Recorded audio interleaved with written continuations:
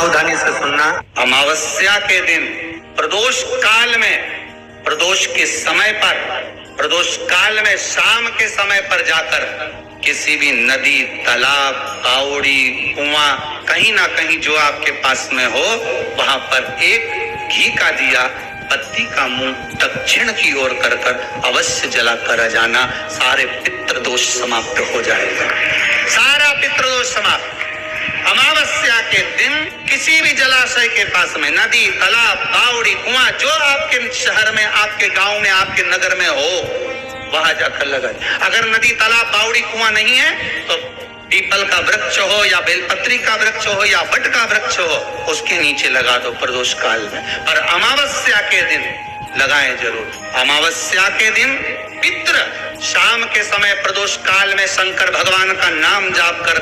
नदी, तालाब, बावड़ी पर पानी पीने जाते हैं। वहां से जल का आचमन कर पितृ अपने लोक को चले जाते हैं प्रदोष काल के समय पर। इसलिए प्रदोष काल में जलाशय के पास में, बावड़ी, कुआं, नदी, तालाब के किनारे पर दिया लगाया जाता है दक्षिण की ओर मुख कर बत्ती का,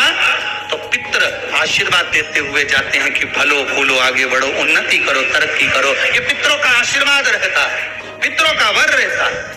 आप देंगे, कुछ करा ना करा, फिर अमावस्या के दिन दिया दक्षिण की ओर बाती का मुख कर कि गाय जब अपने बछड़े को दूध पिलाए और बछड़े के मुख पर जो फेन आए, उस फेन को अमावस्या के दिन चम्मच में लेकर, जो बच्चा चिड़चिड़ करता हो या पढ़ाई में मन नहीं लगता हो या दिमाग थोड़ा सा कमजोर हो, डॉक्टर के इसका विवेक काम नहीं कर रहा, बुद्धि काम नहीं कर रही है, उस बच्चे को 2 या 3 अमावस्या गाय जब बछड़े को दूध पिलाए, बछड़े के मुंह पर जो फेन आता है वो फेन उस बच्चे को पिला दिया जाए तो बच्चा विद्वान होता है, उसका विवेक काम करना प्रबल हो जाता है। जिसके शरीर पर सफेद दाग पड़ गए हो,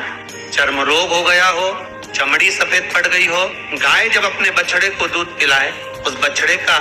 मुख में जो फेन आए उसको निकाल लीजिए। शरीर में जहां जहां पर सफेद दाग पड़ गए हो, चमड़ी सफेद हो गई हो, उस जगह पर लगा लीजिए। कम से कम आधा घंटा बैठ जाइए और बैठने के बाद में, उसके बाद में फिर स्नान कर लीजिए। उस फेन का प्रयोग कर देखिए, चमड़ी अपने असली रंग में आना प्रारंभ हो जाती है। जहां पर पति और पत्नी के संबंध बेकार हो जाते हैं, विवाद हो जाता है, अदालत में बात पहुंच जाती है, परिवार वालों पर दहेज का केस चालू हो जाता है, कहीं ना कहीं किसी न किसी रूप में कार्रवाई चालू हो जाती है, पति पत्नी में वापिस प्रेम को बढ़ाया जाए। उस प्रेम को बढ़ाने के लिए